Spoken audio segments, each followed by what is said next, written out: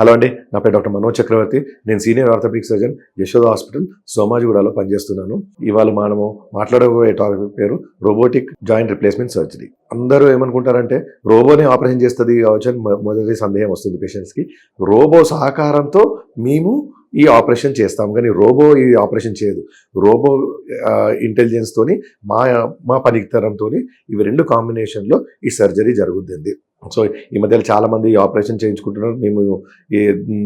మా హాస్పిటల్లో నేను కూడా ఇక్కడ ఈ ఆపరేషన్ చేస్తాను. చాలామంది అడుగుతున్నారు రోబోకి మామూలు ఆపరేషన్కి తేడా ఏంటి అంటే, సార్ నార్మల్గా robotic operation first money wise చూస్తే రోబో ఆపరేషన్ కొంచెం ఎక్స్పెన్సివ్ ఉంటుంది, కొంచెం ₹1,00,000 వరకు ఎక్కువగా ఉంటుంది నార్మల్ ఆపరేషన్ కంటే. ఒకటి రోబోటిక్ ఆపరేషన్ ఏంటంటే కొంచెం ప్రిసైజ్ ఉంటుంది. అంటే కట్స్ కానివ్వండి, లేకపోతే బోన్ కట్స్ అంటాం, అంటే ఎముకను కట్ చేసేటప్పుడు ఇంకా కొంచెం ప్రెసిషన్ ఉంటుంది, అంటే ఇంకా కొంచెం ప్రిసైజ్ మంచిగా ఉంటుంది అన్నట్టు కంపేర్ టు నార్మల్ దానికంటే. సో ఆర్థిక పరంగా ఏమి ఇబ్బంది లేదు అని అంటే రోబోటిక్ సర్జరీకి వెళ్ళొచ్చు. రెండవది నొప్పి కూడా కొంచెం కంపారిటివ్లీ రోబో దానికి నొప్పి తక్కువగా ఉంటుంది ఇది నార్మల్ సర్జరీ కంటే. కానీ ఓవరాల్గా చూస్తే రెండు విధానాలు మంచియే. అది చెడు ఇది మంచి, ఇది మంచి అది చెడు అని చెప్పలేము. రెండు విధానాలు మంచి. పేషెంట్ చాయిస్ బట్టి మీరు డాక్టర్కే వదిలేస్తే అది బెటర్.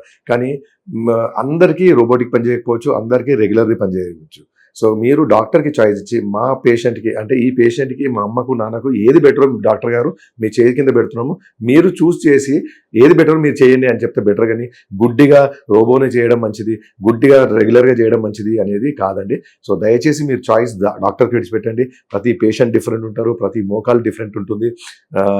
సో డాక్టర్కి చాయిస్ ఇస్తే డాక్టర్ ఏమో పేషెంట్కి ఏది బెటర్ ఉందో అది సెలెక్ట్ చేసుకొని చేయడం బెటర్ ఉంటుంది. కొంతమంది గుడ్డిగా ఆ ప్లాన్తోనే వస్తారు, ఇదే చేయండి అని అంటారు.